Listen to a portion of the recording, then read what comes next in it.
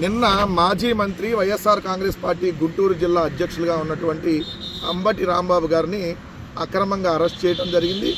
అరెస్టుతో పాటు ఆయన ఇంటి మీద ఏదైతే తెలుగుదేశం పార్టీకి సంబంధించినటువంటి వందలాది మంది గూండాలు 5 గంటల పాటు విచక్షణారహితంగా ఏదైతే పోలీసుల సమక్షంలోనే విచ్చలవిడిగా దాడులు చేయటమే కాకుండా ఏదైతే వైఎస్ఆర్ కాంగ్రెస్ పార్టీకి సంబంధించినటువంటి అక్కడ ఉన్నటువంటి శ్రేణుల మీద దాడులు, దాంతోపాటుగా అంబటి రాంబాబు గారి వాహనాలని తగలబెట్టడం, ఆఫీసుని తగలబెట్టడం, 5 గంటల వ్యవధిలో 3 సార్లు దాడులు చేయటం.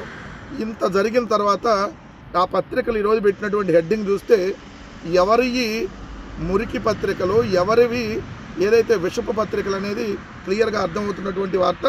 బూతుల రాంబాబు బరి తెగింపు, రాయలేని భాషలో సీఎంపై బూతులు, అంబటి అరెస్ట్ అని చెప్పి ఆంధ్రజ్యోతి హెడ్డింగ్ పెట్టారు. ఆయన అన్నది చంద్రబాబు నాయుడు గారిని కాదు అనేది ఆయన నిన్న వివరణ ఇవ్వటం కూడా జరిగింది.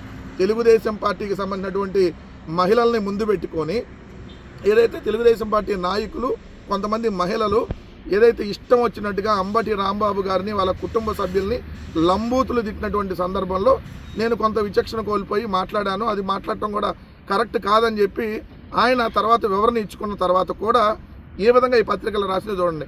చంద్రబాబు నాయుడు గారిని తిట్టేశారంట వీళ్ళు రాసినటువంటి వార్త. అంటే మహిళల్ని ముందు అడ్డం పెట్టుకొని నీచమైనటువంటి విధంగా రాజకీయాలు చేయటం చంద్రబాబు నాయుడు గారికి, వాళ్ళ కుమారుడు లోకేష్కి అలవాటే, ఈ పత్రికలకు కూడా అలవాటే. అందుకని వాళ్ళు అలాంటి హెడ్డింగ్లే పెట్టారు.